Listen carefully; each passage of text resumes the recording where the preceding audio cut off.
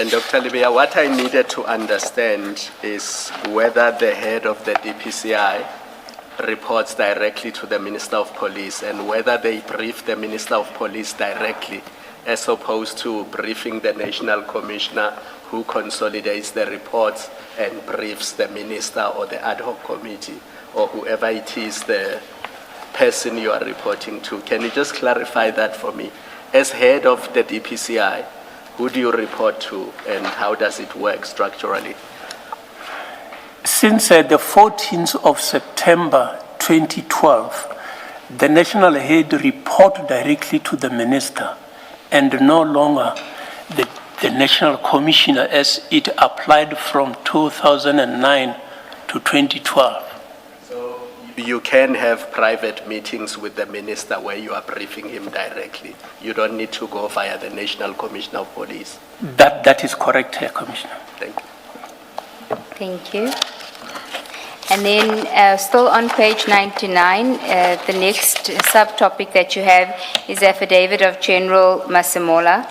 If you could just deal with 148. General Masemola stated that the national head reports directly to the minister and indirectly to the national commissioner. I have constantly queried the insertion of those dotted lines on the structure.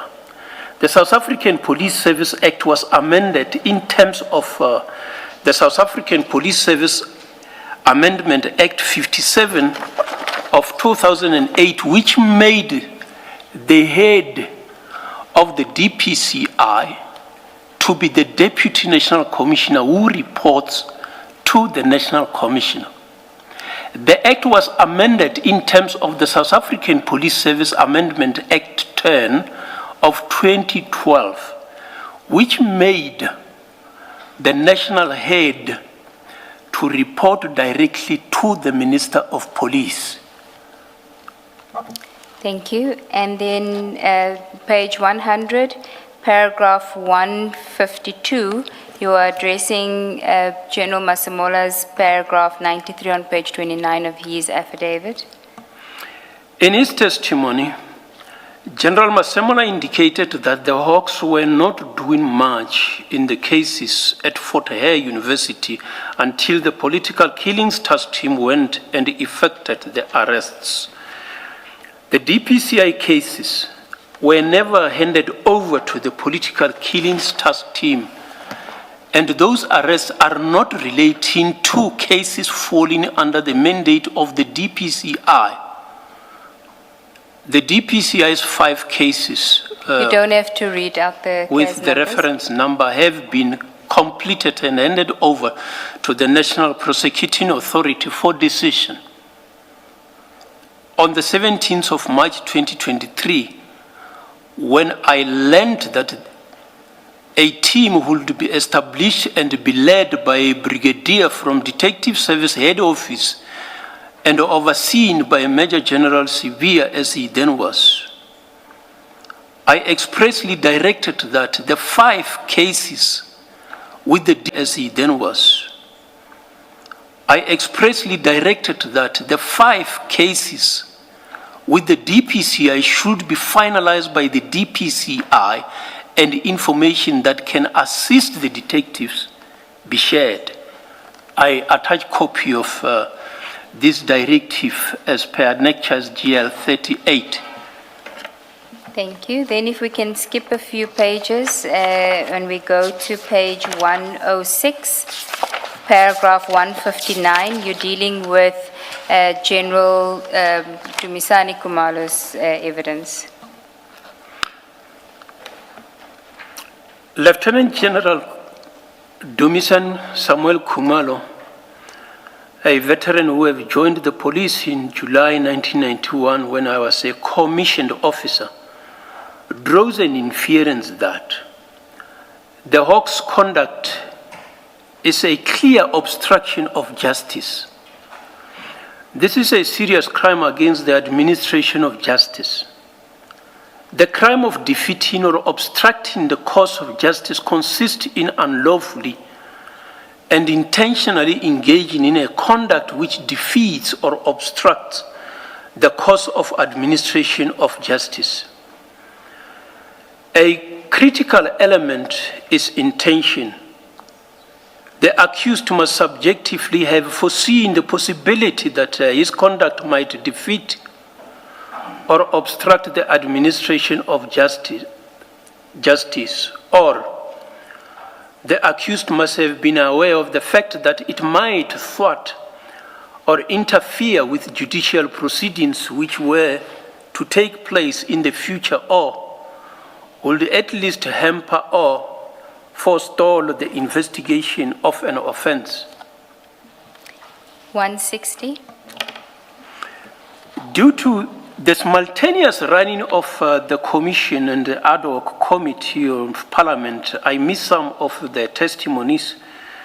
I have not heard as to whether Lieutenant General Dumisani Samuel Khumalo testified about his possible visit to the Hammanskraal farm or one of the Big Five and the developments thereof, or confrontation where he felt that his life was in their hands.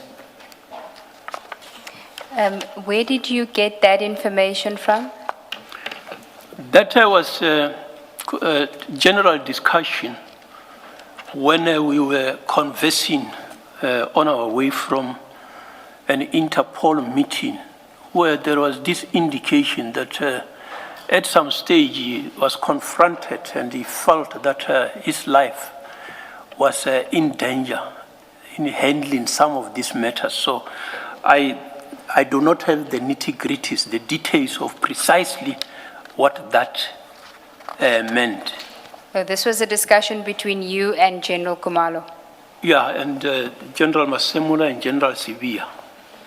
Okay, thank you. And then 161. Lieutenant General Dumisani Samuel Khumalo reminds the Commission that in 2012, he was appointed as the acting component head in crime intelligence.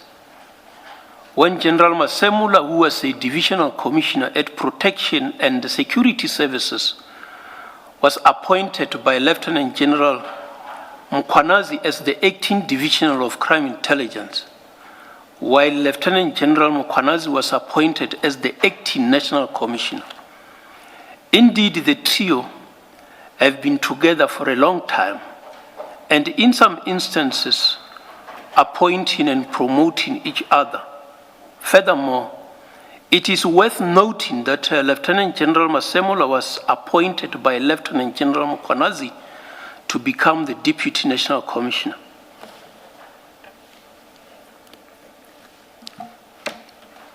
Um, 162. Lieutenant General Dumisani Samuel Khumalo testified that he has deliberately excluded the DPCI to protect the investigation against the Hawks because there was information which he received in May 2024 that Captain Zungu of Tom's Hawks is involved. He concludes that, but if it happens that there are targets that are at a particular level in a particular environment that are part of the target, informally and indirectly so, there can be a discussion between, for instance, myself and the head of the DPCI to say, on this project, we will be limiting our briefing as well as our information sharing because we have some of the targets in the space. But that talks to also trust issue between the two principals or amongst the principal in the same space. I now understand why he has never brought information of any serious organized crime or serious corruption to my attention since taking office, and I feel betrayed. It reminds me of an experience where I received a call after 2,100 hours from General Pieka to tell me that I must not be involved in the investigation of the Gupta landing at the Waterkloof Air Force Base. This was based on the assistant I gave to Major General Ramazweli and Lieutenant General, it should not Major General, Lieutenant General Mawela on their request. The request, were they involved in that investigation? Yeah, that they requested me to assist them. Okay. And you saying that General Vieja then told you that you're not involved in that investigation? That's correct. Okay. 163.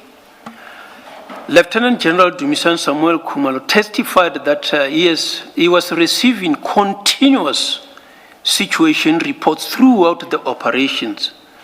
He stated that on the day of the takedown, they could not be able to identify the person who called the Hawks, but as the investigation was progressing, they managed to narrow the scope towards the final identification of the caller or who activated the Hawks to be part of the operation against the lawful operation they were conducting.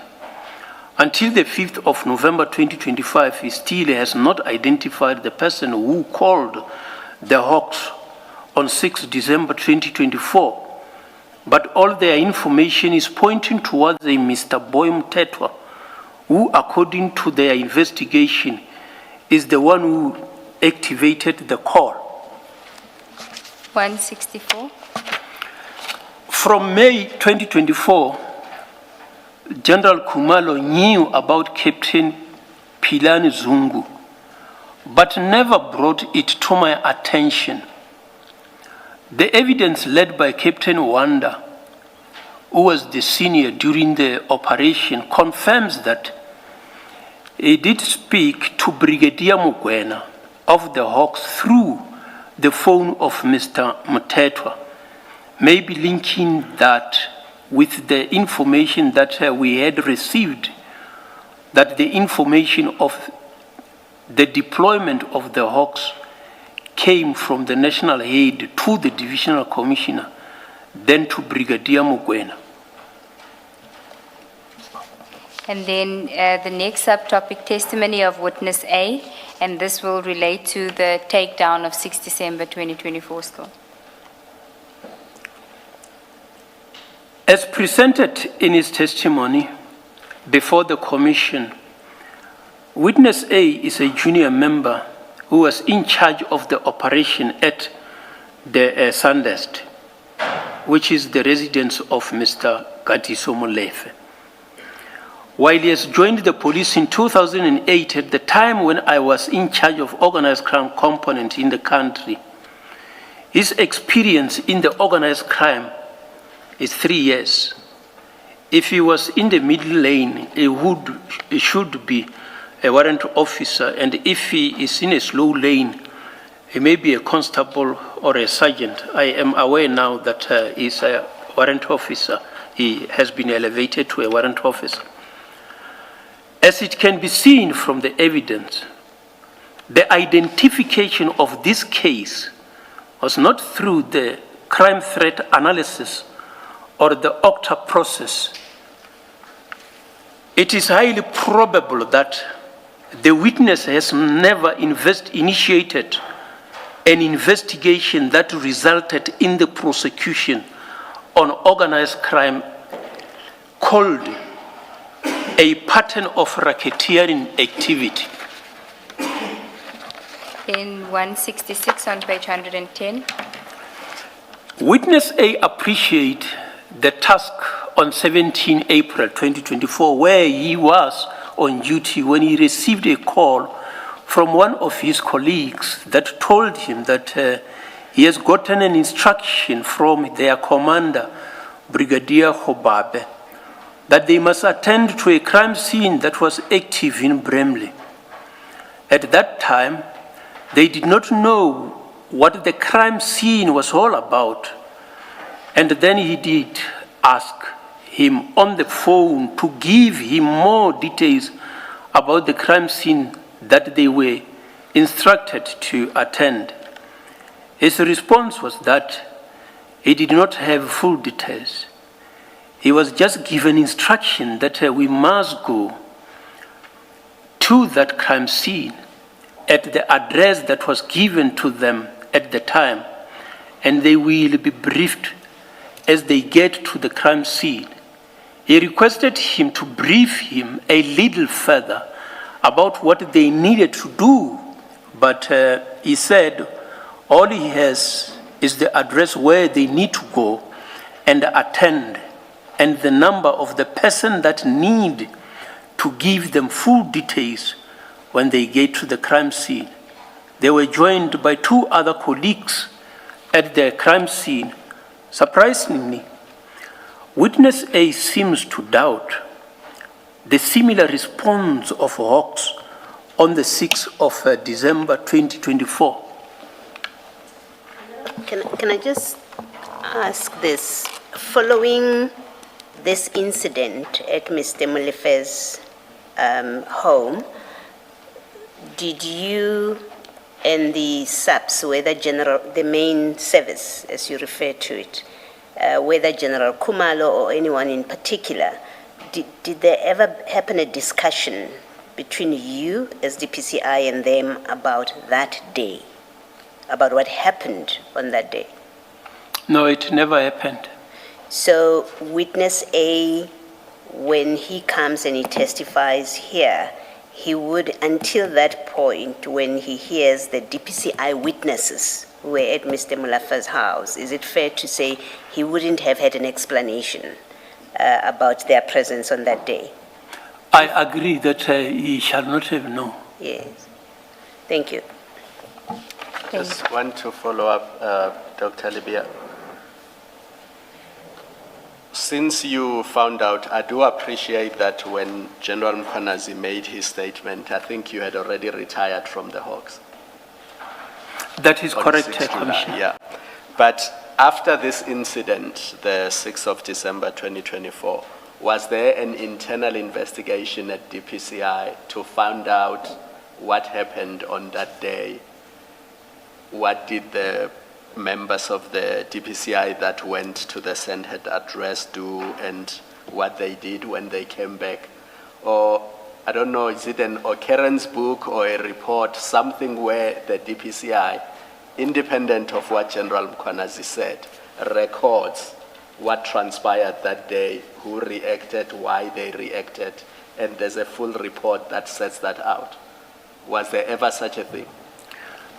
No, except the note that I have shared coming from the provincial head, which indicated feedback from the members who attended.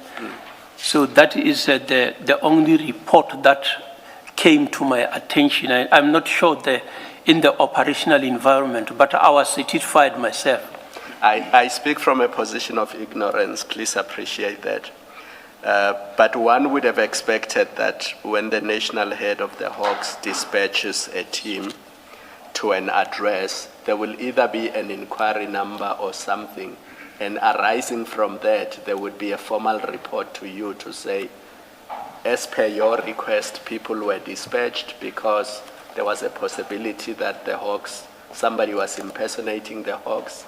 These are the members who went there. This is what they found when they went there, and this is the outcome or the report of what they Hawks.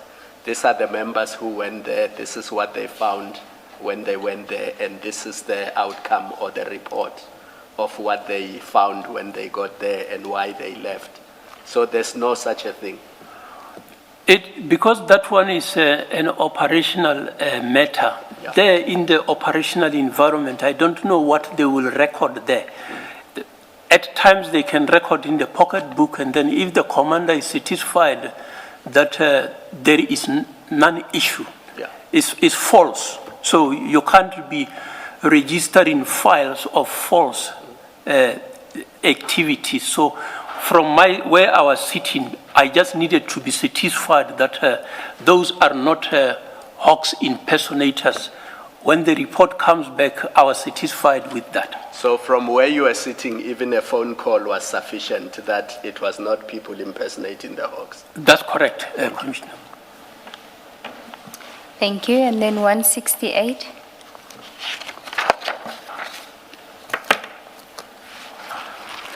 For identification of the police that were at Sanders' address, witness A stated that they audibly identified themselves as police and also showed the suspect a warrant of arrest, which was signed by a court for the suspects to see that they are police officials. He adds that the members from tactical response team were not wearing full uniform, only marked bulletproof vests. Contrary to the basic training provided, no appointment certificate was produced at any stage. He raises a concern that the members of the DPCI just told them that they are from the DPCI, but he has not verified that.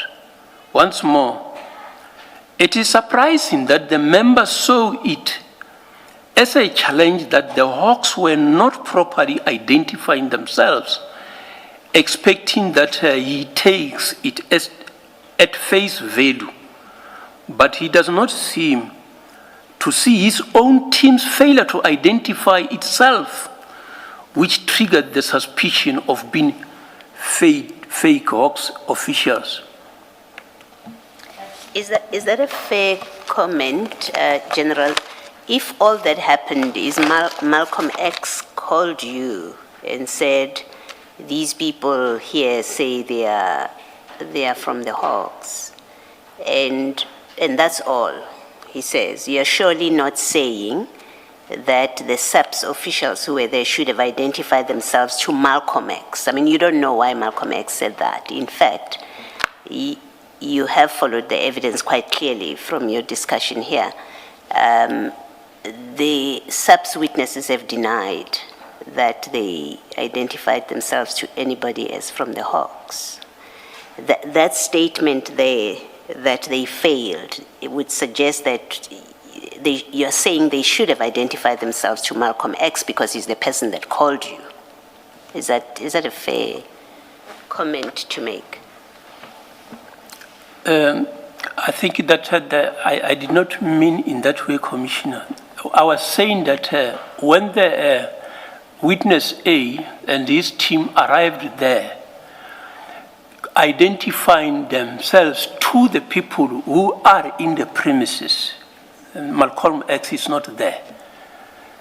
He says that they identified by way of warrant of arrest and verbally saying that we are the police.